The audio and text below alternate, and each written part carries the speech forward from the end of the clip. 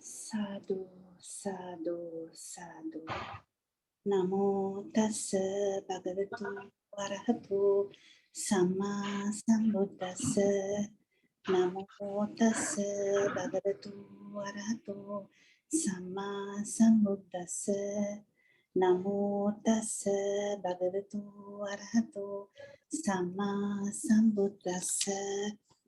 Itipiso bhagava araham samma sambuddho vichacharana sampanno sugado lokarido anuttaro purisa dhamma sarati satta deva manusanam buddho bhagavati swakato bhagavata dhammo sanditiko akaliko ehipassiko opanayiko Paccattam veditabbo vinyo hiti supatipanno bhagavato savaka sangho ujupatipanno bhagavato savaka sangho nyayapatipanno bhagavato savaka sangho samichi patipanno bhagavato savaka sangho yadidan chattari purisa yugani atta purisa puggala esa bhagavato savaka sangho Ahuneyo, Pahuneyo, Dakkineyo, Anjalikaneyo,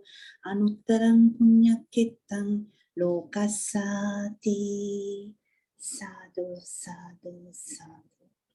Samanta Chakravalesu Atra Gachantu Devata Sadhamam Nirajasta Sunantu Saghamukhadam Dhammasavanakalo Ayam Badanta Dhammasavanakalo Ayam Badanta Dhammasavanakalo Ayam Badanta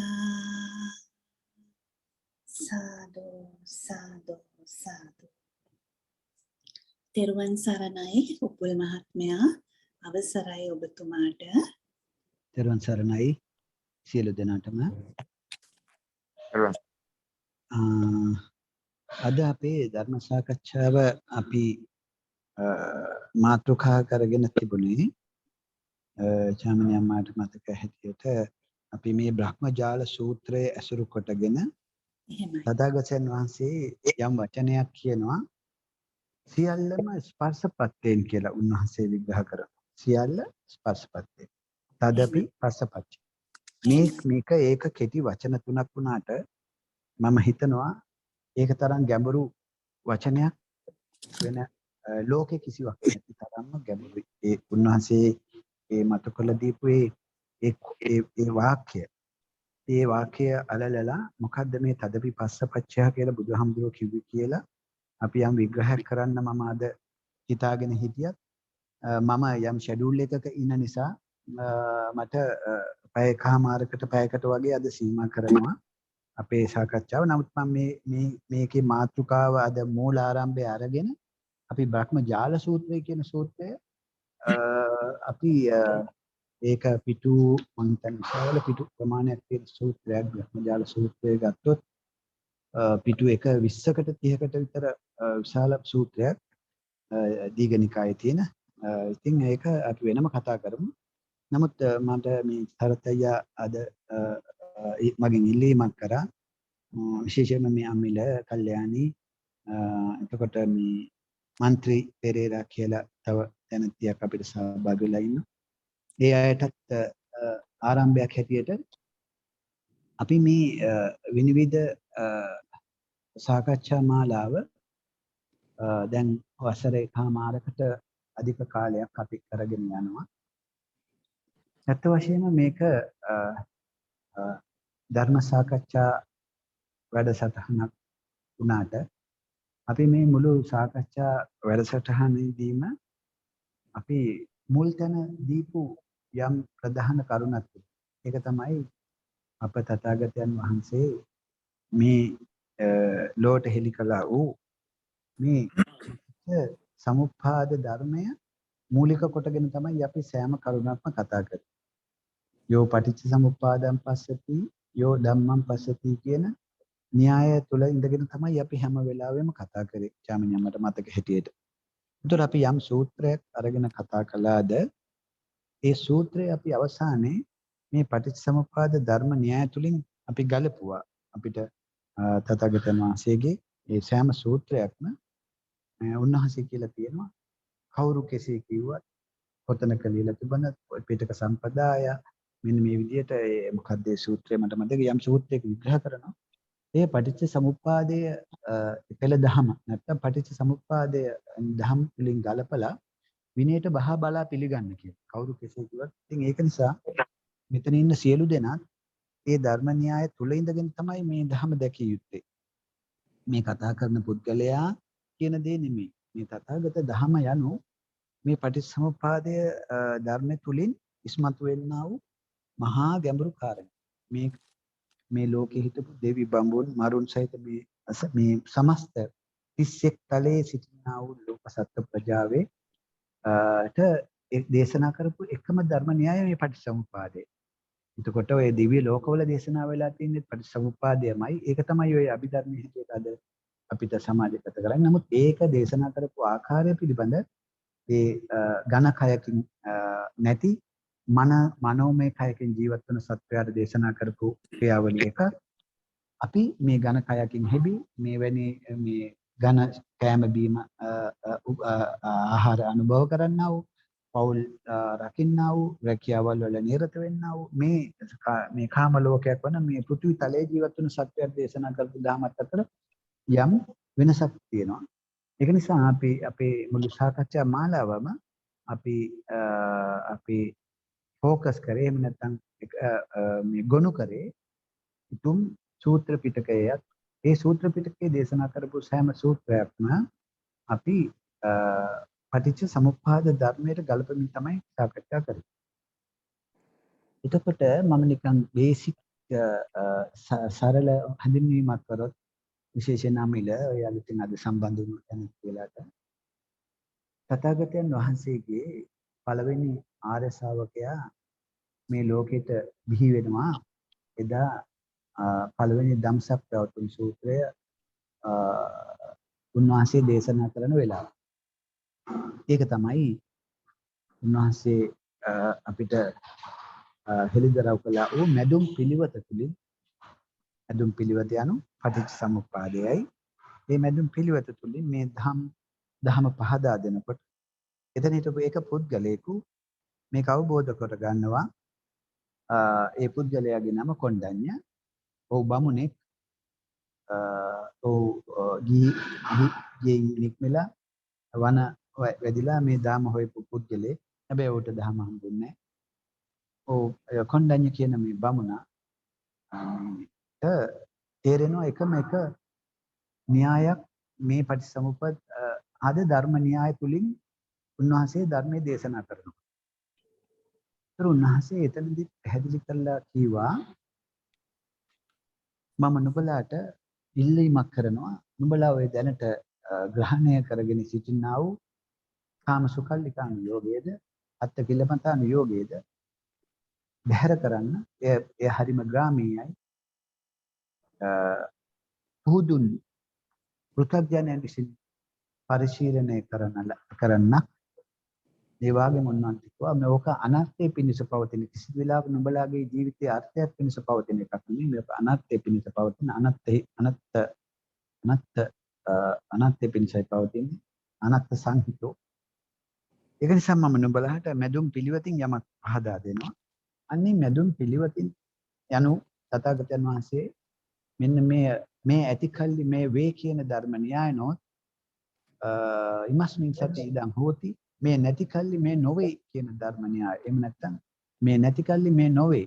මේ ඇති කල්ලි මේ වේ මේ නැති කල්ලි මේ නොවේ. එතකොට මෙන්න මේ ඉමස්මින් සති ඉදං හෝති ඉමස්මින් අසති ඉදං නහෝති කියන ධර්ම න්‍යාය තුලින් පටිච්ච සමුප්පාද විවරණය තුලින් තමයි ධර්ම දේශනා කරලා තියෙන්නේ. ඒ කියන්නේ උන්වහන්සේ ලෝකයේ ධම්මස පහදාගත්තේ එදා මජ්ක්‍ධිම රාත්‍රියේ මේ අනුලෝමයේ ගමන් කරන්නා වූ මේ චක්‍රය දුටුව ඒ චක්‍රය පිළිබඳ අපි විශාල විග්‍රහයන් කළා තියෙනවා. මේ මං හිතන්නේ චාමිනී අම්මා අපි කරන ධර්ම සාකච්ඡාවලින් මම බැලුවා මගේ අපේ විනිවිද මේවකට ගිහිල්ලා මේ YouTube channel එකට ගිහිල්ලා අපි මේ අද කතා කරන්නේ 99 වෙනි එක 199 වෙනි එක. ඒ කියන්නේ ලබන බදාදට අපි 200ක් සම්පූර්ණ කරනවා. එහෙමයි. දින 200ක් පුරා අපි යම් කරුණක් හැබැයි මේ සෑම දින 200 පුරාම කතා කරපු කරුණට බේස් උනේ අපි පාදක කරගත්තේ පටිච්ච සමුප්පාදේ යම් ප්‍රබවස්ථානයක්. ඒක මෙතනින් අලුතෑට ගැටලුවක් වෙන්න පුළුවන්. මේ පටිච්ච සමුප්පාදය යන මේ යම් කිසි අපි කියමුකෝ සත්වයේ පුද්ගලයෙකුගේ සිත නැමැති අවයවය තුළ කරන්නා වූ යම් කිසි කාර්යයක් සිත කරන කාර්යය තමයි මානසිකාරය. සිත මානසිකාරය තුළ ගොඩ නැගුණු විඥාන හයකි. සිත මානසිකාර විඥාන. ඒ විඥාන එකක් නොව නුඹලා අත්දකින්නේ විඥාන හයක් තුළ චක්කු සෝත ගාන දිව්‍ය කාය මන කියන මෙන්න මේ විඥාන හය තුළ පිළිබිඹු වුණා වූ ලෝකයක් තමයි නුඹලා අත්දකින්නේ. මේ තථාගතයන් වහන්සේ මේ මැදුම් පිළිවෙත තුලින් හෙළිදරව් කරන්නේ මෙන්න මේ විඥාන හයකින් ලෝකයක් අත්දකින්න වූ නුඹලා ඒ ලෝකය අත්දකින්න වෙලාවේදී යම් කිසි රැවටීමකට මුලාවකට ගොදුරු කරනවා මේ විඥානය විසින්. ඒක නිසා බුදුහාමුදුරුවෝ කිව්වා මේක මායූපමංච විඥානම් මේ විඥානයේ ක්‍රියාවලිය හරියට සතරමන් හන්දියක ඉඳලා මැජික් දර්ශනයක් කරන්න වූ මැජික් කාරයෙකුගේ ක්‍රියාවලියක් හා සමානයි කියලා උන්වහන්සේ කිව්වා. ඒතකොට දැන් මේ මැජික් එක පිළිබඳ අපි යම් දවසක ප්‍රත්‍යක්ෂ අවබෝධයට පැමිණුණොත්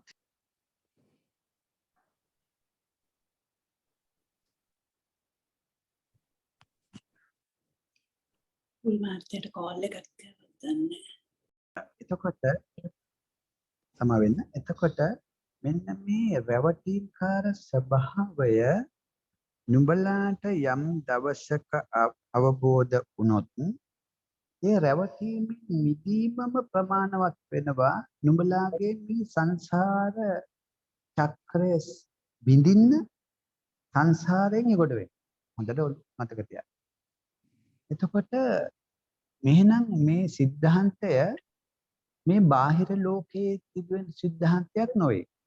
මේ සෑම දෙවි බඹුන් මරුන් සහිත මේ ලෝක සත්ත්ව ප්‍රජාව මෙන්න මේ සත්වයා ලෝකයේ අත්දකින්න වෙලාවේ ඒකට කියනවා අපි ලෝකයේ අත්දකින්නේ සලායතනික සයවිද ආයතනික අත්දැකීමක් තුළ. ඒ අත්දැකීම් හයෙන් බැහැරව නුඹලාට කවදාකවත් ලෝකයක් හම්බ වෙන්නේ නැහැ. මේ තථාගතයන් වහන්සේ විග්‍රහ කරේ මේ අපි දකින ඇමරිකාව ඉංගලන්තය ප්‍රංශය ගහ කොළ ඒ ලෝකේ නෙමෙයි.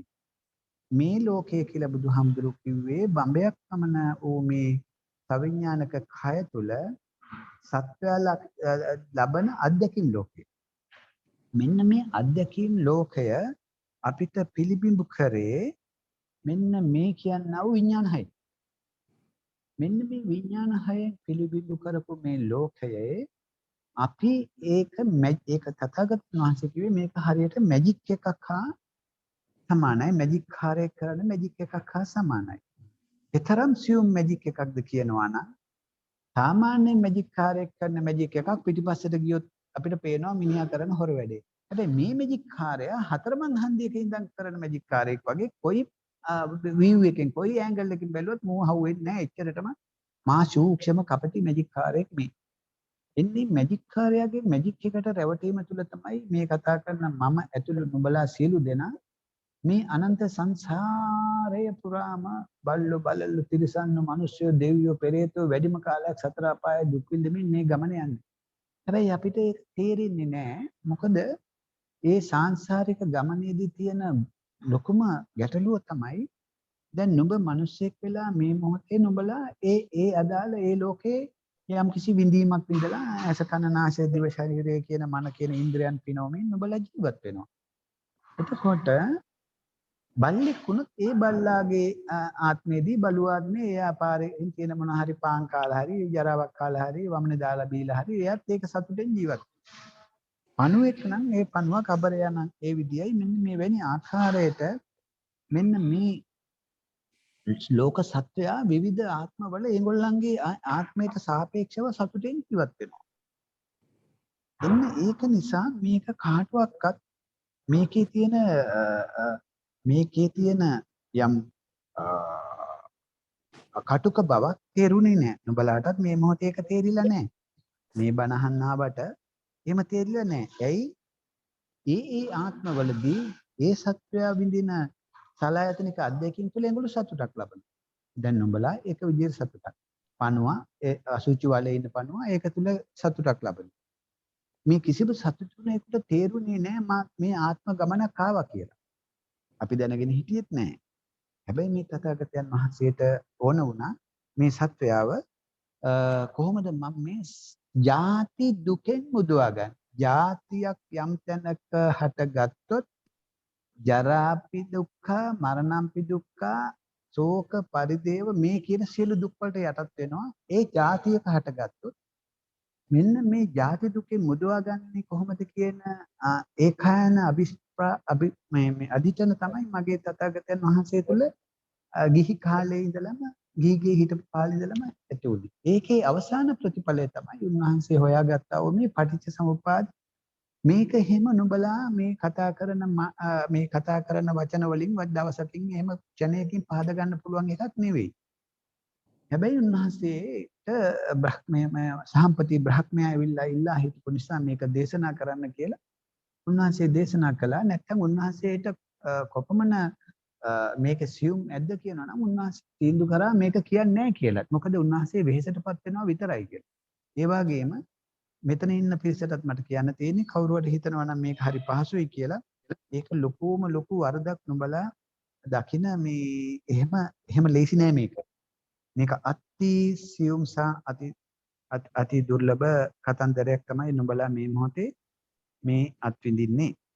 අත්විඳින්න කියන්නේ නුඹලා අවබෝධයටපත් වෙන්න උත්සාහ කරන්නේ. ඒතකොට ඒකේ ප්‍රධානම ඉලක්කය තමයි මේ පටිච්ච සමුප්පාද න්‍යාය ධර්මයේ අඳුනා ගැනීම. ඒකේ අපි හැමෝම අහලා තියෙනවා අර කටපාඩමෙන් වගේ මොකද්ද අපි අහලා තියෙන්නේ ඉස්සරහ පැත්තට රෝලක් වගේ කියවනවා ආපස්සට අනිත් පැත්ත කියවනවා කොහොමද අවිද්‍යාව පත්‍ය සංඛාරා සංඛාර පත්‍ය විඥාන කියලා ඒව මේව කේවලස්ස දුක්ඛ ස්කන්ධය මේක තමයි දුකේ සමුදය ඊට පස්සේ අනිත් පැත්තට කියනවා අවිද්‍යා නිරෝධා සංඛාර නිරෝධා ඒක තමයි නිරෝධ චක්‍රය. ඒතර අනුලෝමයේ පටලෝමයේ කියවලා අපි හිතනවා අපි පටිච්චසමුප්පාදය දැක්කද නැහැ ඊනකින්වත් හිතන්නේ. ඒක නිකන් මේ වචන සෙට් එකක් කටපාඩම් වෙනවා විතරයි. මෙන්න මේ මං කියපු පටිච්චසමුප්පාද ඔය අංග 12 හැම තත්පරේ අපි වෙන් කරලා ගත්තොත් ලක්ෂ වාරයකට තත්පරයක්. එතරම්ම වේගයකින් මේ සියලු ලෝක සත්වයන්ගේ මනුස්ස සංකාණය තුල සිදුවෙන ක්‍රියාදාම. මනුස්ස సంతානය තුල සිදුවෙනා වූ ක්‍රියාදාම හොඳට මතක තියාගන්න. ඒ સિદ્ધාන්තය කොතමද වේගයද කියනවනම් මේකට බුදුහාමුදුරුවෝ මට බුද්ධ ඥාණයෙන්වත් මේ සිදුවන වේගවත් ක්‍රියාවලියට නුඹලාට උපමා දෙන්න බෑ. ඊතරම වේගවත් ක්‍රියාවලියක් තමයි මේ සිත කරන මානසිකාරය. සිත නැමැති ඉන්ද්‍රිය කරන මානසිකාරය තුල තමයි මේ સિદ્ધාන්තය ගොඩ නැගෙන්නේ. මෙන්න මේ સિદ્ધාන්තය ගොඩ නැගෙනකොට දැන් අපිට පේනවා අවිද්‍යාව යන යම් කිසි පුද්ගලයෙකුගේ අවබෝධයේ ස්වභාවය දැනීමේ ස්වභාවය. ඥානවන්තද අඥානද ඒව ඔක්කොම ගොනු වෙලා තියෙන මේ අවිද්‍යාව කියන වචනේ. අවිද්‍යාව කියන්නේ එයාට විද්‍යා හරිය අවබෝධයටපත් නොවු කියන එක. එහෙම නැත්නම් මෝහයේ තුල ජීවත් වෙන්නා වූ. මෝහය තුල ජීවත් වෙන්නා වූ අවිද්‍යාවගත පුද්ගලයා. මෙන්න මේ අවිද්‍යාවගත පුද්ගලයා අන්නර සිත කියන ඉන්ද්‍රිය තුල යම් කිසි සංස්කරණමය ක්‍රියාවලියක් සෑම මොහොතකදීම කරනවා. සෑම මොහොතකදීම ඒ සංස්කරණ ක්‍රියාවලිය පවතිනවා. ඒ සංස්කරණමය ක්‍රියාවලිය තුළ තමයි මෙන්න මේ සිතුවිලි දාමය මේක දන්වැලක්. ඒකයි කියේ පටිච්චසමුප්පාද චක්‍රය කියලා. මේක දන්වැලක්, සිතුවිලි දාමයක්. දන්වැලක්සේ එකිනෙකට පටලැවිච්ච සිතුවිලි 12ක් තමයි හැම මොහොතකදීම එකක් කර එකක් හටගන්නේ. සිතුවිලි 12ක්. අවිද්‍යාව, සංකාර, අවිද්‍යාව කියන්නේ යෝගී ස්වභාවය, මෝඩකම තුළ සංකාර, විඥාන, නාම රූප, සලආයතන, පස්ස, වේදනා, තණ්හා, උපාදාන, භව. ඊට පස්සේ මරණයෙන් පස්සේ යම් කිසි જાතියකට ඊට පස්සේ ඒ જાතිය තුළ ජරා මරණ. ඊට අමතරව මෙතන ගැඹුරු සිද්ධාන්තයක් සිද්ධ වෙනවා. මේ අර අපි කියා වූ පළවෙනි අවස්ථාවේ අවිද්‍යාගත සංස්කරණය වේවා, විද්‍යාගත සංස්කරණය වේවා පළවෙනි දන්වැල් පුරුක තුල විශාල සිද්ධාන්තයක් උන්වහන්සේ එළියට දක්වනවා. මේ කියන්නේ මේක මෙතනින් ඇයට තේරෙනවා, මෙතනින් අය ධර්ම අහපු අයට පැහැදිලි. මෙතන තියෙනවා සංඛාර කියන එක බුදුහාමුදුරුවෝ පහදලා දුන්නා. මේ කාය සංස්කාර, වචී සංස්කාර, චිත්ත සංස්කාර කියන මේ සිද්ධාන්තය තුල තමයි මේ සංස්කරණමය ක්‍රියාවලිය ක්‍රියාත්මක වෙන්නේ. එහෙම නැතුව මේක පටලව ගන්න එපා. මේ පුණ්‍ය අபிසංකාර, අපුණ්‍ය ඒ වචන එක සමාන වුණාට ඒවා හාත්පසින් වෙනත් අරුත් දෙන අදහස් දෙන දේවල්. ඒතර කාය සංස්කාර, වචී සංස්කාර, චිත්ත සංස්කාර කියන්නේ එකක්. තව තැනක තියෙනවා කාය සංස්කාර, වචී සංස්කාර, මනෝ සංස්කාර කියලා ඒක තව එකක්. තව තැනක තියෙනවා පුණ්‍යාභිසංස්කාර, අපුණ්‍යාභිසංස්කාර, ආනිජ්ජාභිසංස්කාර ඒක තව එකක්. ඒක නිසා මේ තුන නුඹලා පටලව ගන්න එපා. දැනට පටලලා ඉවරයි. පටලලා කියන එක ලියා ගන්න බැරි තරම්ම මහා අසුභවාදී කාලකන්ණි විදියට මේක පටලලා ඉවරයි. ඒක නිසා නුඹලා දැන් හොයාගත යුතුයි තථාගතයන් වහන්සේ දේශනා කරපු මේ සිද්ධාන්තය. මෙන්න මේ සිද්ධාන්තය තුළ තමයි මෙන්න මේ සංස්කරණමය සිද්ධාන්තය. කාය සංස්කාර, වචී සංස්කාර, චිත්ත සංස්කාර කියන සිද්ධාන්තය තුළ මේක එක දන්වැල් පුරුකක් කියලා අපි අරගත්තොත් මේකට තමයි සංස්කාර දන්වැල් පුරුක. එහෙම නැත්නම් සලආයතනික අධ්‍යක්ීම ලබන දන්වැල් පුරුක. එහෙම නැත්නම් මේකට වැදගත්ම වචන තමයි නාම රූප දන්වැල් පුරුක. මෙන්න මේ නාම රූප දන්වැල් පුරුක තමයි මේ චක්‍රයට පළවෙනිම මේන් ප්‍රොසෙසර් එක. අපි අපේ වචන වලින් කිව්වොත් මේ ප්‍රධාන මෙහෙයුම් මධ්‍යස්ථානය තමයි මේ දෙවනි දම්වැල් පුරුක වන සංස්කාර දම්වැල් පුරුක. එහෙම නැත්නම් ඒ සංස්කරණමය ක්‍රියාවලිය ආරම්භ කරන්නේ නුඹ සලආයතන මේ උඹගේ ඇස කන නාසය දිව ශරීරය මන කියන ඉන්ද්‍රිය මේ ආයතනික ක්‍රියාවලිය අත්දකිනකොට. ඒක තමයි ප්‍රත්‍ය උපදින මොහොත. ඒක ගැඹුරු කතාවක්. නුඹ ඇසට රූප, කනට ශබ්ද ඇහෙන මොහොතේ තමයි මේ එඩිටින් ප්‍රොසෙස් එක. එහෙම නැත්නම් මේ මේන් ප්‍රොසෙස් එකේ මෙහෙයුම් මැදිරියට නුඹ ඉන්පුට් එකක් දාන්න. ඒකට ඒ එන්නේ මෙහෙයුම් මැදිරියේ ක්‍රියාකාරීත්වය නුඹ නොදකින තාක්කල් නුඹ අර කියන්නා වූ සියලුම දන්වැල් චක්‍රයට අසු වෙලා අවසානයේ නුඹ තව જાතියකට තව කොහේ හෝ જાතියකට උපදින්නට ඕන කරන කරුණු කාරණා සකස් කර ගන්නෙක්ම පමණයි. නුඹ මොන විදියේ වැඩ කර පන්සල් හැදුවත් පන්සලේම බුදිය ගත්තත් කංචුක ලක්ෂ ගාණක් පූජා කරත් මල්වට්ටි මොච්චර පූජා කරත් බුදුහාමුදුරුවන්ට දන් දුන්නත් බුදුහාමුදුරුවෝ ළඟම වැටිලා හිටියත් පන්සලේ සියලුම කටයුතු කරත් මස් මාළු නොකා පුදුමාකාර යහපත් චරිත ගත කරත් නුඹට අර ಜಾති දුකෙන් නම් මිදෙන්න හම්බ වෙන්නේ නැහැ. ඒක හොඳට මතක තියාගන්න. කවුරු හරි හිතනවා නෑ මම යහපතේ ඉඳලා මේ ලෝකෙන් මෙහෙන් තුරන් වෙලා ගිහිල්ලා කොහේ හෝ තැනක යහපත් තැනක ඉපදිලා එතනදී මේ ධම් කරුණු අවබෝධ කරගෙන එතනින් මම ඊළඟ අඩිපඩිපෙළ නගිනවා කියලා නෑ. එතනත් එයාට සොරි. මේක අවබෝධ කොටගත ඇත්තේ මේ කාම ලෝකේ වන පෘථිවි තලය වන මනුස්ස ලෝකයේදී පමණමයි. ඒ මනුස්ස ලෝකේ අවබෝධ කරගත්තා වූ ධම තව ලෝකයකට ගිහිල්ලා වැඩ දියුණු කරගන්න පුළුවන්. හැබැයි එතනදී නුඹට ඒක අවබෝධ නොකොට පුද්ගලයාට ඒ කල්යාණ මිත්‍ර සම්පදාව සිදු ඇති වෙන්නේ නැහැ. ඒක ධර්මතාවයක්. දෙවි කෙනෙකු කල්යාණ මිත්‍රයෙකු වන්නේ නැත. කල්යාණ මිත්‍රයෙකු මුණ ගැසෙන්නේ ඔබට මනුෂ්‍ය ලෝකයේදී පමණයි. ඒක නිසා දෙවිවරු බණ අහන්න එන්නේ මනුෂ්‍ය ලෝකෙ. මේ මොහොතේදී මේ ඉන්න දැනට විශ්වයේ විසින් ඒ අය වැඩලා ඇති මොකද චාමණී අම්මා ආරාධනා කරා එයාට වඩින්න කියලා. සමන්තා චක්කවාලේසු කියලා. එතකොට සියලු දෙවියන්ට ආරාධනා කරා අපි මේ බණ කියන්න හදන්නේ තථාගතයන් වහන්සේගේ ඒ ශ්‍රී මුඛයෙන් දේශනා කරා. ඒක නිසා දැන් මේ නුඹලා මේ ලැබුණු උතුම් අවස්ථාවේ අර විඥාන මායාවෙන් තමයි මිදෙන්න ඕනේ. දැන් මම විඥාන මායාව ගැන කතා නොකර ඔයගලන්ට කිව්වා මේකේ ප්‍රොසෙසර් එක. එහෙම නැත්නම් අපේ මේ ඉන්පුට් එකේ යම්කිසි ප්‍රොඩක්ෂන් එකක් ආරම්භ කරන තැන තමයි පළවෙනි මුද්ද මොකද්ද? අවිද්‍යා මුද්ද. එහෙම නැත්නම් දන්වැල. දන්වැලේ පළවෙනි පුරුක. ඒක කෙනෙකුගේ අවබෝධයක්. එතකොට මේ දන්වැල් පුරුක තමයි අවිද්‍යාව නම් ඒ අවිද්‍යා දන්වැල් පුරුකට සාපේක්ෂ විදියට තමයි එයාගේ අර ප්‍රොසෙසර් එකේ ඉන්පුට් එක දාන්නේ. එයා ඒ කියන්නේ ඉන්පුට් එක දානවා කියන්නේ රූප දකින්නේ, ශබ්ද අහන්නේ, ගඳ සුවඳ දකින්නේ මේ සියල්ල කරන්නේ එයා මෙන්න මේ කියාපු අවිද්‍යාගත ස්වභාවය තුල. දැන් එයාගේ ප්‍රොසෙසර් එකේ සම්පූර්ණ වැඩ කරන්නේ අවිද්‍යාගත ස්වરૂපයක්. ඒකට එයා ඒක තුල ඒ කාය සංස්කාර කියන්නේ ආස්වාස ප්‍රාස්වාස කාය සජීවී කාය තුල එයා වචී සංස්කාර චිත්ත සංස්කාර තුල ගොඩනගනවා. ඒකට කිව්ව තථාගතයන් වහන්සේ නාම රූප අධ්‍යක්ීමක් එහෙම නැත්නම් සලආයතනික අධ්‍යක්ීම. මෙන්න මේ අර සිත කියන ඉන්ද්‍රිය තමයි සමස්ත ඒ සිද්ධාන්තයේ මෙහෙව්වේ. ඒ මෙහෙවුම් ක්‍රියාවලියට කිව්ව මානසිකාරය කියලා. සිත කරපු මානසිකාරයක් තුළින් තමයි මේ කියන්නා වූ කාය සංස්කාරයත් වචී සංස්කාරයත් නැමැති මෙහෙයුම ක්‍රියාත්මක කළා.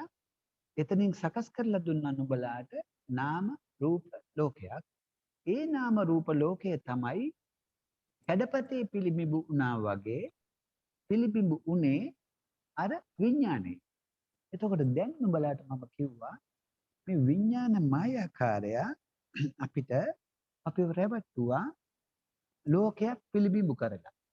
ඒක තමයි රූප ලෝකේ, ශබ්ද ලෝකේ, ගන්ධ ලෝකේ, රස ලෝකේ, පොට්ටබ්බ ලෝකේ, ධම්ම ලෝකේ. අරමුණු ලෝකේ. එහෙම නැත්නම් කිව්වොත් රූප, ශබ්ද, ගන්ධ, රස, ස්පර්ශ, ධම්ම කිව්වේ අරමුණු. සිතුවිලි. මේ ඇසට රූප පේන වෙලාව, කනට ශබ්ද ඇහෙන වෙලාවදී ඒක වින්දා. නාසයට ගඳ සුවඳ දැනෙනකොට ඒක අපි දැක්කා. දිවට රස දැනෙනකොට ඒක දැක්කා. ඊට පස්සේ කයට පහසක් ලැබෙනකොට ඒක අපි දැක්කා. ඒ ඔක්කොම ටික ෂට් ඩවුන් වෙලා තියෙනකොට ඇඳට වෙලා මනස අරමුණු අරගෙන විඥානයක් වෙනවා. එතකොට මේ ආයතන 6ක් ක්‍රියාත්මක වෙනවා. කොම්පැනි 6ක්. ඒකට ආයතනයක්. අයයි මේ ආයතන කිව්වේ මේක සමූහික ක්‍රියාවලියක්. සාමූහික ප්‍රයත්නයක්.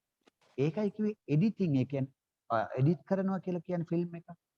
ඒ කියන්නේ සංස්කරණයක් මේ ක්‍රියාවලිය. ඒතර මේ සංස්කරණ මේ ක්‍රියාවලින් 6කින් ලැබපු අධ්‍යක්ීම් 6 තමයි අර විඥාන 6 පිළිබිඹු. ඒතර මෙන්න මේ විඥාන 6 තමයි අපිව රවට්ටලා සසරට බැන්නේ. ඒ රැවටීම කියන වචනය හරිම ගැඹුරුයි. ඒ රැවටීම අපිට හොයාගන්න බැහැ මෙතන ඉන්න කෙනෙක්. ඔය ඔබට මට නෙමෙයි දෙවියන්ට, බ්‍රහ්මයන්ට, මාරයන්ට, දේවි, බඹුන්, මරුන්, සහිත බල්ලෝ, බලල්ලෝ, තිරිසන්නෝ, පෙරේතයෝ, ඇහැට නොපෙනෙන ඕපපාතික සත්ත්වෝ ඔක්කොම ටික රැවටුනේ මේක. සියලු දෙනා රැවටුනේ. සියලු දෙනා රැවටුනේ මම ලබන අත්දැකීම කියන හැඟීම තමයි රැවටීම. එකම රැවටීම තමයි මා මේ අත්දකින්න රූපයක් අත්දකින්නවා. සලආයතනික අත්දැකීමක්. එක ආයතනයක් චක්කායතනෙ තුලින් ලෝකයක් අත්දකින්නවා. සෝතායතනෙ කන නැමැති ආයතනික ක්‍රියාවලිය තුලින් ලෝකයක් අත්දකින්නවා. ගහන ආයතනෙ නාසය නැමැති ආයතනික ක්‍රියාවලිය තුලින් ලෝකයක් අත්දකින්නවා. දිව්‍ය ආයතනෙ දිව නැමැති ක්‍රියාවලිය මේ සංස්කරණමය සලආයතනික අත්දැකීම තුලින් ලෝකයක් අත්දකින්නවා. කාය ආයතනෙ මේ ශරීරයට යම් පහසක් ලැබෙමින් මම ලෝකයක් අත්දකිනවා. මන ආයතනය මනසට අරමුණක් අරගනිමින් මන ආයතනය ක්‍රියාත්මක කරමින් ලෝකේ. ඒතර මෙන්න මේ සය වැදෑරුම් ආයතනික අධ්‍යක්ීම් 6 පිළිබිඹු කරේ විඥානය. මෙන්න මෑ තමයි අපිව මේ සසරට බැඳ තැබුවේ. දැන් විඥානය යනු තව කෙනෙක් කරපු දෙයක් පිළිබිඹු කරපු කැඩපතක් නොවේද? මේ විඥානය යනු කැඩපතකට හා සමාන කිව්වොත් නුඹලා ඒක පිළිගන්න. කෙනෙකුට පිළිගන්න පුළුවන්ද? කෙනෙකුට මේ සීන සරල අවබෝධය මත. එහෙම. මේක හරියට කැඩපතක් හා සමානයි. ඇයි කැඩපතක් කියන්නේ? මට කියන්නකෝ. ඇයි ඒකට කැඩපතක් කිව්වේ? ඇයි ඒක කැඩපතක්? කැඩපතක කියන්නේ පිළිබිඹුවක් විතරයි නේද චාන්? ඒ කියන්නේ පිළිබිඹුවක් පේනවනේ. කැඩපතට ඔයා ඉස්සරහට ගියොත් එතන ඉන්නේ කවුද? චාන්දනි. චාමිනී ගියොත් එතන ඉන්නේ දැන් කැඩපත පෙන්නන්නේ චාමිනී. සරත් අයියා ගියොත් සරත් අයියා අපේ. උපුල් ගියොත් උපුල් අපේ. බල්ලෙක් ගියොත් බල්ලා අපේ. ඒක කැඩපතට වෙන මුකුත් දෙයක් කරන්න පුළුවන්ද මේ පිළිබිඹුව ඇරෙන්න? බෑ. එතකොට මේ කැඩපතේ පෙන්වන ඡායාව තමයි මාව මේ සංසාරයට බැඳලා තියෙන්නේ. දැන් බලන්නකො කොච්චරක. ඒතකොට දැන් මේක කැඩපතේ වරදක්ද? පිළිබිඹු උණු ඡායා රූපේ වරදක්ද? පිළිබිඹු උණු ඡායා රූපේ වරදක්. ඒක නිසා මේ කැඩපත නොහොත් මේ විඥාණය හරි අසරණයි. එයාට තියෙන්නේ පෙන්නන එකව අපිට පෙන්නන විතරයි. එතනට ගියොත් පේනවා විතරයි. ඒක නිසා එයාට කිසිම දෙයක් කරගන්න විදියක්. ඒක නිසා තථාගතයන් වහන්සේ දකිනවා මේ මනසකාරය තුල සකස් වුණු මේ දන්වැල් 12 එකිනෙකට ප්‍රත්‍යයෙන් එල්ලිලා තියෙන්නේ. ඒක තමයි බුදුහාමුදුරුවෝ කිව්වේ ඉමස්මින් සති ඉදං හෝති කියලා. මේ ඇති කල්ලි මේ වේ මේක පටලව ගන්න එපා. මේ ලටේ හිටපු මේ අටුවාචාර්යන් වහන්සේ කියපු හේතුඵල ධමයට. ඒක හේතුඵලයක් වගේ පෙනුනට දැන් මේකට දැන් නුඹලා හේතුඵලයක් කියන එක ගත්තොත් නුඹලාට පේනවා කොස් ඇටේ නැමැති හේතුව නිසා කොස් පැලයක් හටගන්න නේද? ඒක බැලුවම හේතුඵලයි. හැබැයි තථාගත ධර්ම දේශනා කරේ උන්වහන්සේ දැන් කොස් ඇටේ එය ඇති කැල්ලි මේ වේනේ. හේතුඵල ධර්ම කවුරු හරි කියනවා නම් කියන්න ඕන ඒක ඇති කල්ලි ඒක ඒ කියන්නා වූ ඵල හේතුව ඇති කල්ලි කොස් පැලේ නැමැති මේ නැමැති ඵලෙ වේ. ඒ ඇති කල්ලි මේ වේ කියලා නේද කියන්න ඕන බුදුහාමුදුරු. ඒකනේ හේතුඵල ධහම කියන්නේ ඒ ඇති කල්ලි මේ වේ කියන එක නෙවෙයිද? යන්දනේ. ඔව්. මේ ඉමස්මින් සති ඉදම් හොති කියන්නේ ඒකයි. මේ ඇති කල්ලි මේ සිදුවේ. මේ මොහොතේ. නෑ දැන් මං අහන දෙයට මට දැන් කවුරු හරි හේතුඵලයක් කියලා කියනවා නම් ඒ ඇති කල්ලි මේ වේ නේද විය යුත්තේ. ඒක නිසා මේක වෙනවා. මේක වෙනවා. ඒකට කියන්නේ cause and effect. cause and effect. ඒකට කියන්නේ cause and effect. ඒ ඇති කල්ලි මේ වේ. හරිද? හැබැයි තථාගත දේශනාව එහෙම එකක් නෙමෙයි. තථාගත දේශනාවේ කිව්වේ මේ ඇති කල්ලි මේ වේ. මේ වේ. ඔව්. ඒක බුදුහාමුදුරුවෝ කිව්වේ මේක තව පැටලිල්ලක් පටල ගත්තා. මේමයි හේතුව මේමයි ප්‍රත්‍ය කියලා බුදුහාමුදුරුවෝ කිව්වේ. බුදුහාමුදුරුවෝ කිව්වේ නෑ මේ හේතුව මේ ඵලය කියලා. බුදුහාමුදුරුවෝ කිව්වේ දැන් උදාහරණයකට මම නුඹලාට එක උදාහරණයක් කියන්නම්. දැන් විඥාණය යන්න යම් කිසි දැන් විඥානයේ හේතුඵල කියලා ගන්න නුඹලාට. හේතුඵල කියලා ගත්තොත් ඒක කාල පරාසයකට දෙන්න පුළුවන්. cause and effects කියන එක යම් කාල පරාසයකට වෙන් වෙනවා. මේකට කාල පරාසයක් දෙන්න බෑ. ඊතරම වේගවත් සිදුවන. ඒක නිසායි බුදුහාමුදුරුවෝ කිව්වේ මේ ඇතිකල්ලි මේ වේ කියලා. උදාහරණයකට අවිද්‍යාව ඇතිකල්ලි අවිද්‍යාවගත සංස්කරණයක් වේ. දැන් ඒක හේතුඵල ධමයක්. ඒ කෙනෙකුට හේතුඵල ධමයක් කියලා ඒක විග්‍රහ කරන්න පුළුවන්. හැබැයි තථාගතයන් වහන්සේ කිව්වේ එය ඇතිකල්ලි දැන් තථාගතයන් වහන්සේ කිව්ව ඉමස්මින් සති ඉදං හෝති. මේ ඇතිකල්ලි මේ වේ. මේ ඇතිකල්ලි මේ වේ. අවිද්‍යාගත ස්වභාවයේ ඇතිකල්ලි ඒ අවිද්‍යාගත සංස්කාරයෝ වේ.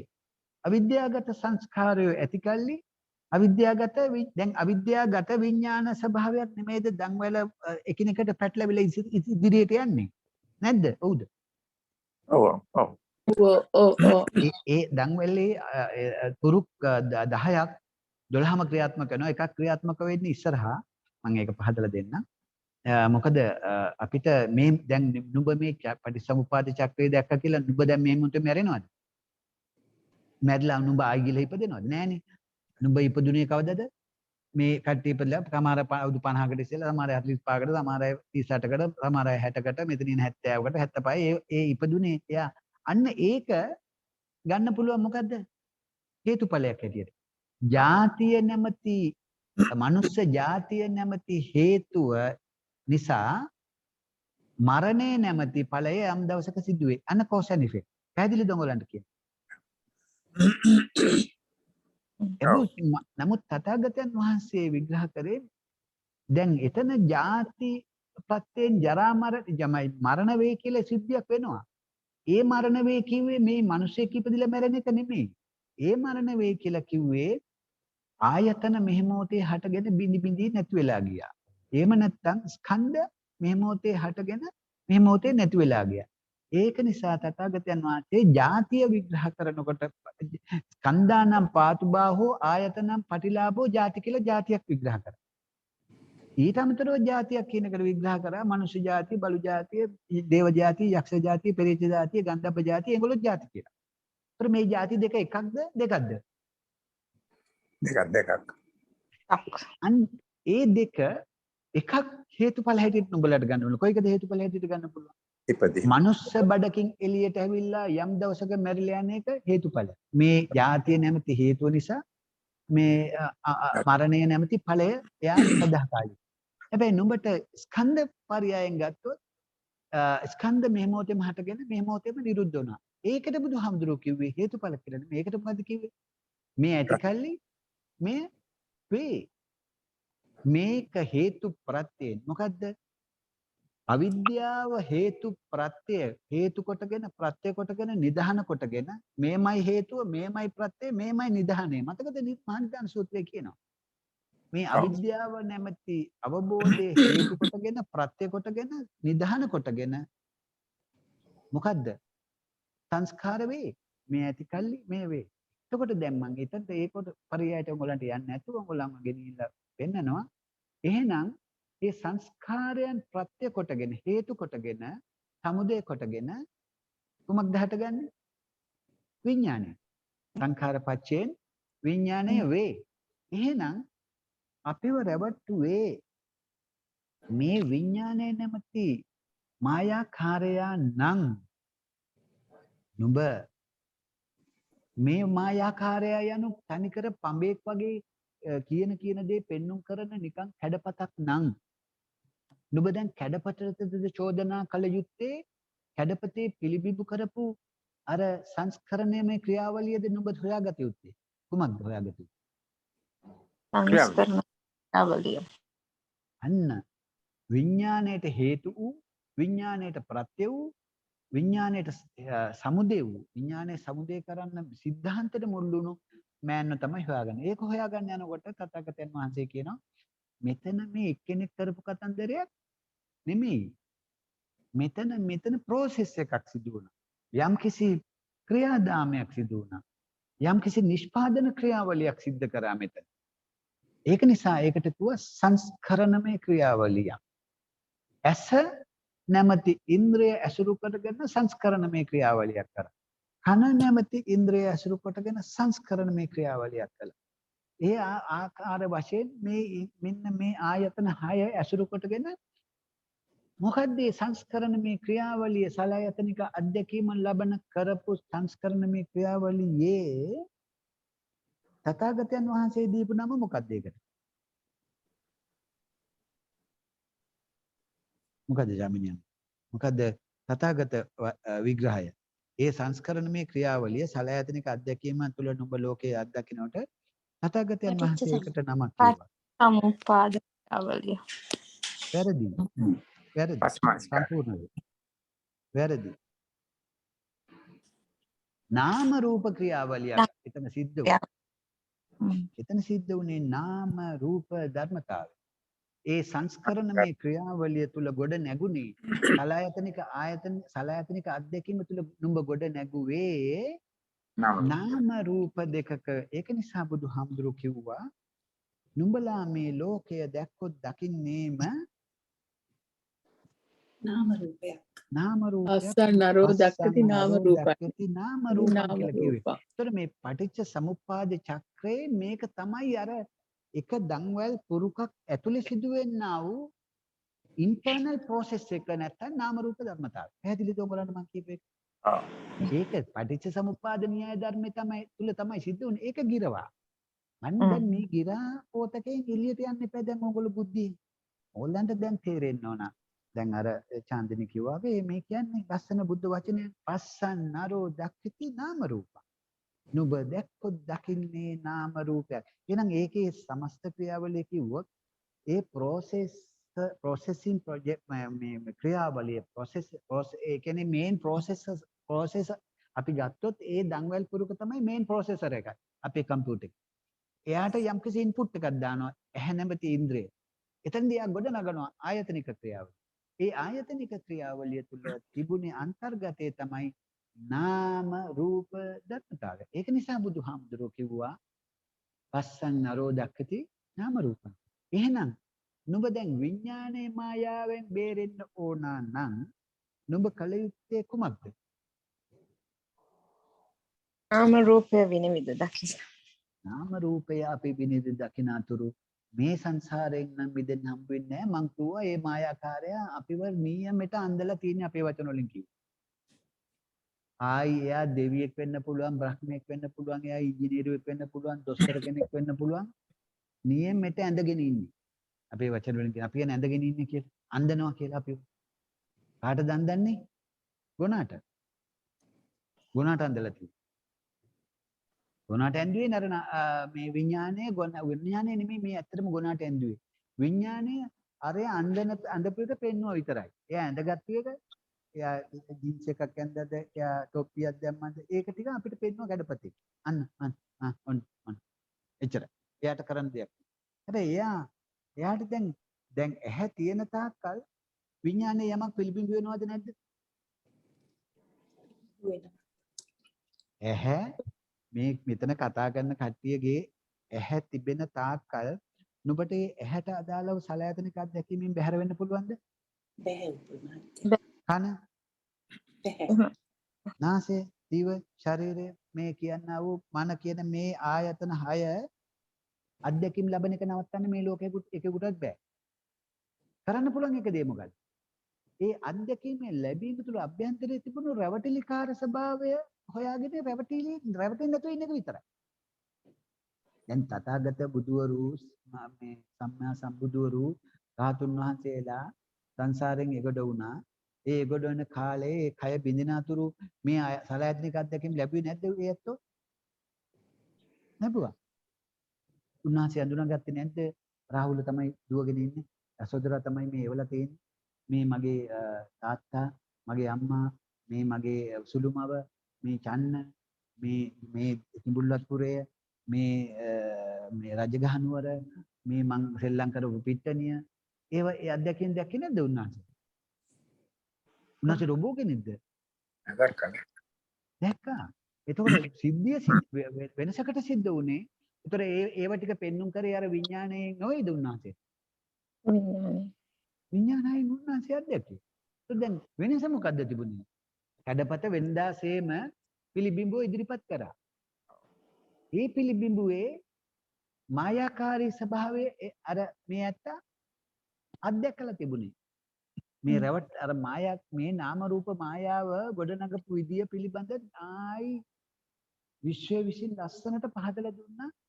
අපිට පහදලා දීලා උන්වහන්සේට පහදලා දීලා අපිට පහදලා දීලා ගොඩ දාපන් මේ මිනිසු ටික කියලා. මේ රැවටිල්ලෙන් බේරගන්න කියලා. මෙන්න මේ රැවටිල්ලෙන් බේරගන්න ක්‍රියාවලියේදී ප්‍රධාන මෙහෙයුම කරේ ස්පර්ශය. ප්‍රධාන මෙහෙයුම කරේ ස්පර්ශ. ඒ ස්පර්ශ ක්‍රියාවලිය නුඹ නොදකින තාක්කල් නුඹට මේ මායාව හම්බ වෙන්නේ නැත. නාම රූපේ පිරිසිඳ ගැනීමට නොහැක. ලෝකේ අනිත්‍ය වූ ධර්මතාවය හම්බ වෙන්නේ නැත. විඥාන මායාවෙන් මිදෙන්නටත් බැරි. ඒක නිසායි මට ඕන උනේ නුඹලාට පහදලා දෙන්න මේ ස්පර්ශය කෙතරම් ප්‍රබලද කියලා. දැන් අපි චූටි කෙටි සටහනක් අපි අරගමු ස්පර්ශය කියන කොටසට. මොකද මට අද ඔයගලන්ට කතා කරන්න වැඩි වෙලාවක් හම්බ වෙන්නේ. දැන් මේ අපේ චක්‍රයේ ස්පර්ශයක් අපිට හම්බ වෙනවානේ. අපි දැන් හැමෝම අර කියනවා වගේ ගිරව දාලා කියනවා මුකුත් නැහැ බඹරේ කියවුවා වගේ කියවන්නේ මේ චක්‍රයේ ඉස්සරහට. එහෙම කියනව නේද චාන්දිනී අපි ඉස්සර ඉස්කෝලේ යන කාලේ ඉඳන්. අවිද්‍යාව පත්‍ය සංඛාර සංඛාර පත්‍ය මුකුත් නැහැ අම්මා. ඒක තරම් වේගෙන් කියන්න පුළුවන් එකක් කාටවත් නැහැ. එහෙම නේද කට්ටිය? ඒක කියනවා. ඒකේ අනිත් පැත්තත් කියනවා අවිද්‍යා නිරෝධා සංඛාර නිරෝධා. ඒකේ අනුලෝමයක් කියනවා ලස්සනට නේද? දැන් අපි පටිසමුපාදය අවබෝධ කරාද අපි කට්ටිය? නෑ. අපි කට්ටිය හොඳ ගිරව් බවට පරිවර්තනය වුණා අර හඬ අහලා කියන්නේ. අනිත් එක අපි පාලි කියන්නේ. අවිද්‍යා පත්‍ය සංඛාර සංඛාර පත්‍ය විඥාන විඥාන පත්‍ය නාම රූප. දැන් අර හඬ කියනවා. දැන් අපිට මෙතනින් ඔබට කිය තථාගතයන් වහන්සේ කියපුව දැන් අර චාන්දනී කියපු පස් නුඹලා දැක්කොත් දකින්නේම නාම රූප. ඒතර මේ චක්‍රයේ ස්පර්ශය කියලා කැලලක් හම්බ වෙනවා. ඒක කොතනද හම්බ වෙන්නේ? ඒක හම්බ වෙන්නේ අවිද්‍යාව පත්‍ය සංඛාරා සංඛාර පත්‍ය විඥාන විඥාන පත්‍ය නාම රූප නාම රූප පත්‍ය සලආයතන සලආයතන පත්‍ය පස්සෝ කියලා. චක්‍රය. ඒතර දැන් නුඹලාට තේරෙනවාද මේ චක්‍රයේ දන්වැලේ පුරුකක්ක නමක් සටහන් වෙනවා පස්ස කියලා. හැබැයි ඒ පස්ස පුරුකට නුඹ යනකොට නුඹ එතනට යනවා නම් නුඹ විඥානයේ පසුකර නොවේද යන්න ඕන. පසු කර යන්නේ. නුඹ විඥානයේ පිළිබිඹු උනේ විඥානයේ කුමක් ප්‍රත්‍ය කොටගෙන පවතින එකද විඥානය? අර සංස්කාර නැත්නම් නාම රූප. ඒතර දැන් නාම රූපය කරපු මායාකාරී ස්වභාවයෙන් නුඹ නොදැක්කනම් යන්නේ ඉස්සරහට නුඹ මෝඩයෙක්ද අර අවිද්‍යාවගත පුද්ගලයෙක්ද නැද්ද? අවිද්‍යාව. නොදැකනම් කියන්නේ. හැබැයි දැක්කොත් නුඹ ඉස්සරහට යන්න අවශ්‍ය නැහැ. ඒක දිත්තේ දිත්ත මත්තම් කරගන්න පුළුවන්. දැකීම මාත්‍රයකට කොතනදද මේ යමක් දකින්නේ කොතනදද? නුඹලා යමක් ඇසෙන්නේ නුඹලාට කොතනදද? යමක් දිවට රස, කනට ශබ්ද, ඇසට රූප නුඹලාට පෙනෙන මේ චක්‍රයේ කොතනදද නුඹලාට මේක පිළිබිඹු කරන්නේ?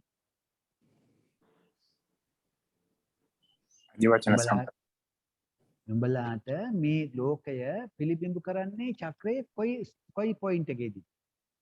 ආරම්භයේදී ස්පර්ශ. ආරම්භයේදීම නේ.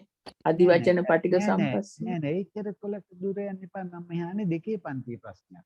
චක්‍රයේ මේවා 12ක් තියෙනවා. නුඹලාට යමක් විදහා දක්වන්නේ මොන පුරුකේදීද? මොන දන්වැල් පුරුකේදීද විදහා දක්වන්නේ? නාම රූප. විඥානයේදී දැන් නාම රූපයේ සිද්ධිය නුඹට පිළිබිඹු කරන්නේ මං කියවනේ පටන් ගන්නකොට මේ විඥාන මායාකාරය විඥාන හයකින් නුඹට ලෝකේ පෙන්වන්නේ කියලා. ඒතර ඒ පුරුකේදී නෙමෙයි නුඹ පවතීමට බඳුන් කරේ. එහෙමයි. ඉතින් අජයනේ මේක තේරෙන්නේ නැද්ද? උඹලා බය වෙන්න එපා. අපි ඔක්කොම නිකන් ගිහියෝනේ. අපිව රැවට්ටුවේ විඥාන හය කියලා මම ආරම්භ කරනකොට කිව්වනේ නුඹලා. එහෙමයි. නේද? ඒ විඥාන හය නම් අපිව රැවට්ටුවේ විඥාන හය තමයි අපේ චක්‍රයේ තියෙන තුන්වෙනි පුරුකේ තමයි අපිව රැවට්ටුවේ. ඒත් දැන් අපි මේ ගැඹුරින් මේක අධ්‍යයනය කරනකොට තථාගතයන් වහන්සේ කියනවා මේ විඥානයෙන් පිළිබිඹු කරේ නාම රූපයක් කියලා. පස්සන් අරෝධක් ඇති නාම රූපං. එහෙනම් නුඹ යම් වෙලාවක මායාවෙන් මිදුනොත් ඒක දැකීම් මාත්‍රයකට සීමා කරනවද නැද්ද? යම් දවසක නුඹ මේක දැකීම් මාත්‍රයකට සීමා කරොත් විඥාන හයෙන් පෙන්වන එක දැකීම් මාත්‍රයකට, ඇසීම් මාත්‍රයකට, දැනීම් මාත්‍රයකට සීමා කළොත් නුඹ එතනදී නේද මේක ඒ පොයින්ට් එකේදී නේද නුඹ එතන තලහරින මේක අතහැරලා දාන්නේ. එතනදිම අතාරිනවා. හරි. අන්න එතනදී අතහැරිනවා. එතනදී අතහැරින උඹ ආයි අතහැරලා ඉවරලා යනවද අර මැද තියෙන පස්සයක් හොයාගෙන? නෑ. දැන් එතනින් අපි අනිත්‍ය දුක්ඛ අනාත්ම හැටියට අයින් කරගන්න ඕනේ. එතනදී අපි ඉතින් අයියෝ, ත්‍රිලක්ෂණ දැන් අපිට දැන් බලන්න ඕන මේ එහෙනම් මේ කතා කරලා තියෙන මේ සියල්ල පස්සපච්චයෙන් කියලා බුදුහාමුදුරුවෝ කියලා තියෙනවා නම් මහනිදාන සූත්‍රයේ එහෙනම් මේ සියල්ල පස්සපච්චයෙන් කියන එක සිදු වෙලා තියෙන්නේ අර මැදද නැත්නම් ආරම්භක ස්ථානයේද කියලා අවබෝධයකට එන්න බෑද නුඹලට සාමාන්‍ය තියෙන දැනුම. පුළුවන්. දැන් මිනිස්සු හිතන්න පටන් ගන්නවා මේක බුද්ධියට ගෝචර දහම. එහෙනම් මේකේ ඉන්න මුළු ලෝකෙම ඉන්න කට්ටිය කිව්වත් පස්සේ එතන කියලා නුඹලාට අවබෝධ වෙන්න ඕන විඥාන මායාවට මා ගොදුරු වූවා නම් ඒ ගොදුරු වූවේ අන් කිසිවක් නිසා නොව මොකක් නිසාද? මොකක් නිසාද? අර නාම රූපය මා හරියට පිරිසිඳ නොදැක්ක නිසා. එහෙනම් බ්‍රහ්මජාල සූත්‍රයේ කියනවා නම් බුදුහාමුදුරුවෝ මේ සියල්ල ස්පර්ශ ප්‍රත්‍යයෙන් කියලා වචනයක් උඹලාට කියනවා නම් මගේ තථාගතයන් වහන්සේ උඹලාට තේරෙන්නේ නැද්ද? එහෙනම් මේ සිද්ධාන්තය සිද්ධ වෙලා තියෙන්නේ මේ ස්පර්ශය කියන කතන්දරේ සිද්ධ වෙලා තියෙන්නේ කොතන කියලාද දැන් උඹලාට තේරෙන්න ඕනේ. ඒ නාම රූපයේ අභ්‍යන්තරයේ සිදුවුණු ස්පර්ශයක් කියලා තේරෙන්නේ නැද්ද? ඔව්. තථාගතයන් වහන්සේ කියනවා නම් තදපි පස්සපච්චය. උඹලා ඔය ඔක්කොම ස්පර්ශපත්යෙන් හටගත් දේවල් කියලා. උඹලා දෘෂ්ටි ගොඩක කොටු වුණා උඹලා. දෘෂ්ටි කාන්තාරයකට අතරමං වුණා. දෘෂ්ටි 62කට කොටු වුණා. ඔය සියල්ලම තදපි පස්සපච්චය. ඒකත් ස්පර්ශපත්යෙන් නොකත් ස්පර්ශපත්යෙන් කියලා කියනවා නම් මේ දෘෂ්ටියට කොටු වෙන්න හේතු උනේ මේ ස්පර්ශය පිළිබඳ සත්‍යයගේ විනිවිද නොදැකීම කියලා නුඹලට හිතෙන්නේ නැද්ද? හිතෙන්න ඕනේ. ඒ හිතෙනකොට හිතෙන්නේ නැද්ද? මේ විඥානයේ පසුකොට ගිහිල්ලා හම් වෙන ස්පර්ශයක් වෙන්න විදියක් නෑ මේක නම්. එහෙනම් මම දෘෂ්ටි ග්‍රහණයකට දෘෂ්ටි කාන්තාරයකට මාව කොටු කරේ මේ නාම රූපයේ අභ්‍යන්තරයේ සිදුවෙනා වූ සිද්ධාන්තයේ කුල බව මට මෙච්චර පැහැදිලි නම් දැන් නුඹලාට තේරෙන්න ඕන නේද? එහෙනම් මේ ස්පර්ශය අර එළියේ තියෙන එක නොවිය යුතුයි කියන හැඟීමක් එන්න බැයිද? එහෙමයි පුළුවන්. මාන්නේ දෙකේ බුද්ධිමත් කෙනෙකුට තේරෙන්න ඕන එහෙනම් මේ තදපි පස්සපච්චය මේකත් ස්පර්ශපච්චයෙන් කියලා තියෙන්නේ මේක නම් වෙන්න බැහැ කියන ක්වෙස්චන් මාක් එක නුඹලාට එනවා. එහෙමයි. අන්න අපිට නාම රූපයේ පිරිසිඳ දකිනකොට මහනිදාන සූත්‍රයේදී කියනවා මේ ආනන්ද උඹ මේ සෙල්ලමකට ගන්න එපා මේ පටිච්ච සමුප්පාද. මේක ගැඹුරිනුත් ගැඹුරුයි. උඹ හිතන විදියට මේක උඹට ලේසියෙන් තේරුණා කියලා කියන එක එහෙම කියන්න එපා ආනන්ද. මා හේවා ආනන්ද. උඹ මෙහෙම කියන්න එපා. උඹ හරි වැරදි ඔහම කියනවා නම්. මේක හරි ගැඹුරු ධර්මයක්. හිතපන් මම උඹට කියලා දෙන්න. ආනන්ද යම් තැනක જાතියක් ඇද්ද? කුමක්ද හේතුව කුමක්ද ප්‍රත්‍ය මේ જાතියට? භවයයි. කුමක්ද හේතුව කුමක්ද ප්‍රත්‍ය මේ භවයට? උපාදානයයි. කුමක්ද ප්‍රත්‍ය මේ කුමක්ද හේතුව මේ උපාදානයට? තණ්හාවයි. තණ්හාවට කුමක්ද හේතුව කුමක්ද ප්‍රත්‍ය? වේදනාවයි. වේදනාවට කුමක්ද හේතුව කුමක්ද ප්‍රත්‍ය? ස්පර්ශයයි. කුමක්ද හේතුව කුමක්ද ප්‍රත්‍ය මේ ස්පර්ශයට? මොකද්ද කියන්නේ? සලආයතනයි. සලආයතනෙට හේතුවයි සලආයතනෙට ප්‍රත්‍ය කුමක්ද? නාම රූපයයි. ආනන්ද. කුමක්ද හේතුව කුමක්ද ප්‍රත්‍ය මේ නාම රූපයට? විඥානයයි. කුමක්ද හේතුව කුමක්ද ප්‍රත්‍ය මේ විඥාණයට? නැවත කියනවා නාම රූපයයි කිය. අන්න නාම රූප ප්‍රත්‍යයෙන් විඥානයේ වේ කියන එක ස්ටැබ්ලිෂ් කරනවා දැන් චක්‍රේ. දැන් කියනවා ආනන්ද යම් ආකාර යම් ලකුණු යම් නිමිති යම් මාතෘකා යම් උද්දේශයන්ගෙන් නාම කායක් යමෙකුට පැනවිය හැකිද? ඒ ආකාරයේ ලකුණු ඒ නිමිති ඒ මාතෘකා නාම කායට අවශ්‍ය කරන කරුණු කාරණා නැති කල්හි රූප කායට ඔය කියනා වූ අදි වචනයක් දී ගන්න හම්බ වෙන්නේ ආනන්ද. අන්න දැන් කියනවා මොකද්ද? රූප කායට අදි වචන මොකද්ද නම? සම්පස්සයක්. අන්නාවක් හැංගිලා තියෙන වැඩක් හැංගිලා ඉන්න මෑන්. අදි වචන සම්පස්සයක්. අදි වචන ස්පර්ශය අදි වචනේ නැම්පි ස්පර්ශය හම්බ වෙන්නේ මේ රූප කායේ නැති තැන ආනන්ද.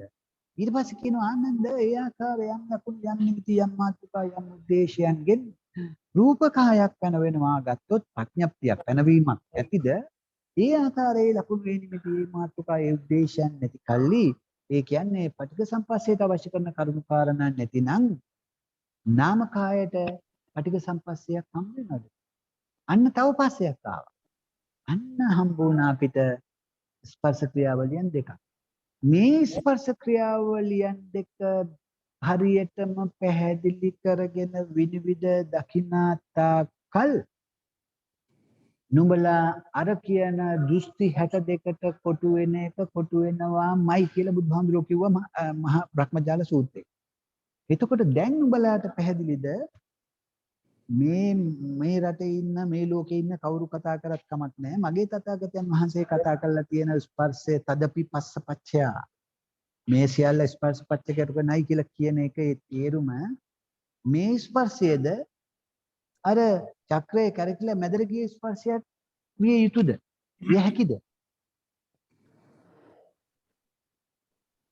මොකද හිතේ? මැදට යන්න බෑ. මැදට යන්න බෑ. මැදට ගියොත් එයා එතනට කැරකිලා එයා අවිද්‍යාවගත වෙලා විඥාන මායාවට හසු වෙලා අවසానයි. ඡන්දේ. පැහැදිලිද? තරතయ్య. ඔව්. එයා විඥාන මායාවට හසු වෙලා ඉවරයි.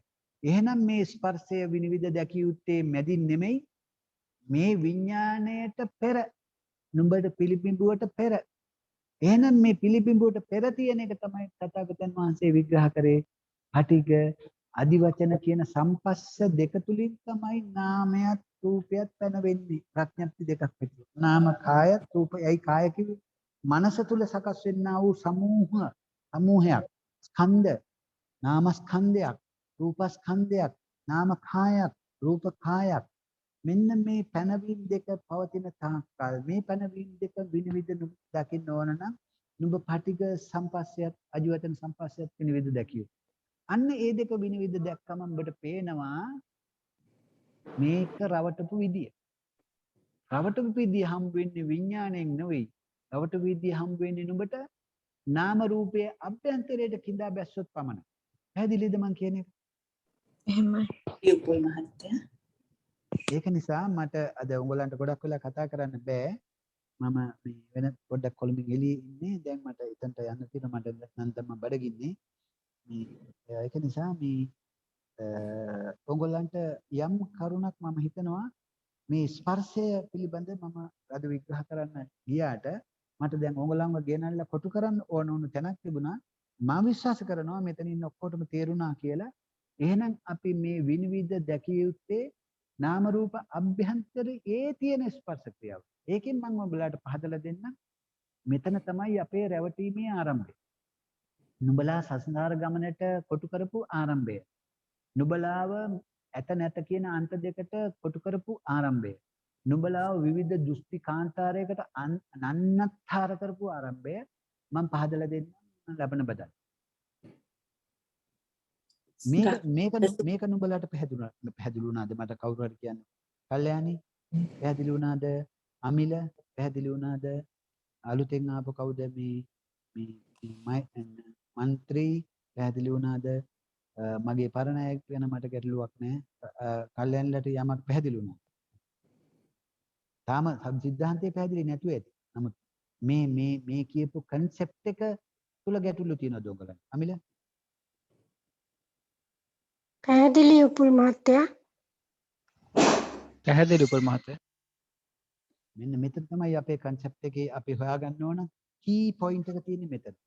ඒක දැන් අපි ඊළඟ සවරේ බ්‍රහ්මජාල සූත්‍රයේ පිටු ගානම කියන වැඩකට ඒ කියන්නේ වැඩකට කියන්නේ උන්වහන්සේ අර විග්‍රහ කරලා තියෙන ඩීටේල් එක. නමුත් මම ඒක පහදලා දෙන්නම්. ඔයගොල්ලෝ දෘෂ්ටි 62කට මේ සියලුම බ්‍රහ්මියෝ දෘෂ්ටි වලට කොටු වෙච්ච නන්නත්තර වෙච්ච උන් කියලා තමයි බුදුහාමුදුරුවෝ කියලා දෙන්නේ.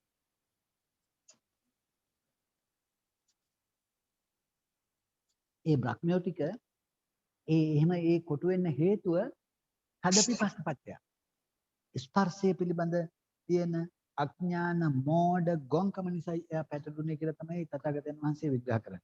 ඒක අපි ලබන බදාදා කතා කරමු. තව කාටද මොනවාරි ප්‍රශ්නයක් තියෙනවා නම් කෙටියෙන් මට කියන්න මම ඔයගලන්ට අහන්න.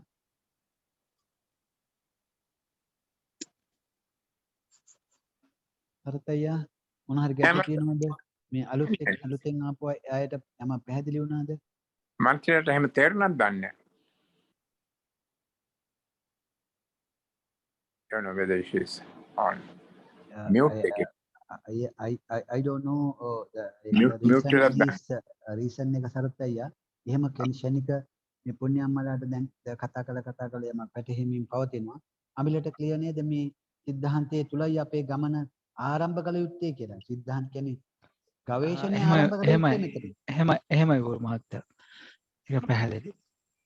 අතර පරිසම්පාදයේ අනිත් කරුණු ටික භාග්‍යතුන් වහන්සේ දේශනා කළ තියෙන මෙකැනිසම් එක පෙන්වන්න ඉසක් අර ඒකෙන් කඩලා ගන්න එතනින් කඩන්න පුළුවන් කියන එක පෙන්වන්න නෙමෙයි. නෑ. අර සමුදය පෙන්වන්න තමයි උන්වහන්සේ ඉතුරු ටික පෙන්වලා තියෙන සලායතන තණ්හායි ටික. නේද ඒක? හරියටම හරි. ඒවා දෙවෙනි කතා. ඉතින්ලම අපි concept එක හොයාගන්න. මොකද්ද මේ මාව රැවටුවේ කෙසේද කියන එක නේ? ඔව්. එහෙමයි. ඔව්. මම රැවටුනේ කෙසේද කියන එක සංසාරේ මම රැවටුනේ කෙසේද කියන මේක අවබෝධ කරගන්න පුළුවන් කාට විතරද? මනුෂ්‍ය සත්වයාට විතරයි. දෙවියන්ට පුළුවන් ඇවිල්ලා ඝනකයක් හදාගෙන මේ මොකද්ද මේ මිනිහා කියන්නේ කියලා අහගත්තත් පුළුවන්. එයත් වෙනවන මනුෂ්‍ය ස්වරූපේ. ඒකට හේතුව මනුෂ්‍ය ලෝකෙට කියපු එක අහනවනම් එයා මනුෂ්‍ය ස්වරූපයක් ගන්නවා. ඒ කියන්නේ කාය සංස්කාරය එයාට පේන්නේ නැහැ නැත්තම්. එයා එතනින්ද අන්ධ වෙනවා එතන. කායක් නැතුව ආව. ඔව්. එයාට කාය සංස්කාර, වචී සංස්කාර, චිත්ත සංස්කාර තුලින් ගොඩ නැගුණු නාම රූප ලෝකේ පේන්නේ නැහැ. එයි එයාට කායක් නැති නිසා. ඒක නිසා කායක් හදාගෙන වරින්. ඔබට ඕන නම් අහන්න. ඒ වගේ මෙතන තමයි මේ සම්පූර්ණම අපේ අවබෝධයේ අවධානය යොමු කළ යුතු තැන. ඉතින් ඒක නිසා අපි තදපි පස්සපච්චය මේ සියල්ල ස්පර්ශ ප්‍රත්‍යයෙන් හටගත්තා කියලා බුදුහාමුදුරුවෝ කිව්වා. මම අද ඔයගොල්ලන්ට යම් කිසි තැනකට ඔයගොල්ලන්ව ගෙනල්ලා කොටු කරා. රැවටෙන්න එපා, වචන වලට පදපරමයෝ වෙන්න එපා. අර චක්‍රයේ මැද තියෙන ස්පර්ශය ගැන නෙමෙයි මේ කතා කරලා තියෙන්නේ. මම හිතනවා සේනකල චාන්දිනිල දැන් ඒක පිළිබඳ හොඳ අවබෝධයකින් ඉන්නේ කියලා. පැහැදිලි බොල්. ඒක නිසා අර රිට්‍රීට්මන්ට් දෙන කට්ටිය කියන රැවටිලි වලට අහු වෙන්න එපා.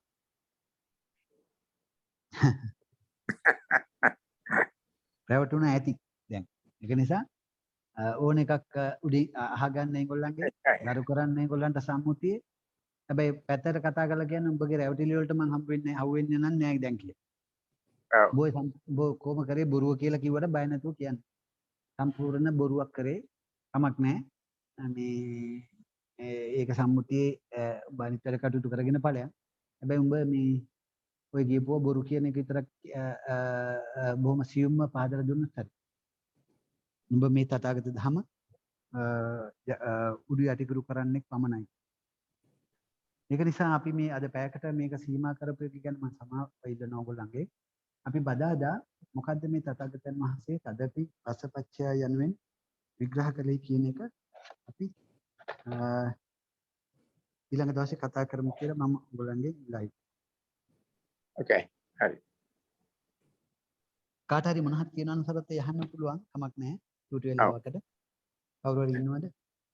අනේකයි මේ අලුතෙන් ආපු අය තමයි අහන්න නම් ආන්ටර් මේක සමහරවිට ටිකක් වැඩි දන්නේ නැහැ. මේගොල්ලෝ මේ වැඩි සරතය මේක ගැඹුරුයි. ඒක නිසා මේවා චාමිනී අම්මා මේ සයිට් එක දෙන්න අපේ ඒවෙන් යමෙක් ග්‍රහණය කරගන්න බැරි කමක් නැහැ. අපි දාන්ටාර චක්‍රේ දාන්ට මේගොල්ලන්ට. හොඳයි. මේක සිතුවිලි 10ක් තුල 12ක් තුල ගොඩනගෙනා වූ දම් වැලක ආකාරයෙන් එකිනෙකට ඇමිනිච්ච චක්‍රයක්. කියන එක දැන් මේ සියලු දෙනාම සිතුවිලි දාමයක්.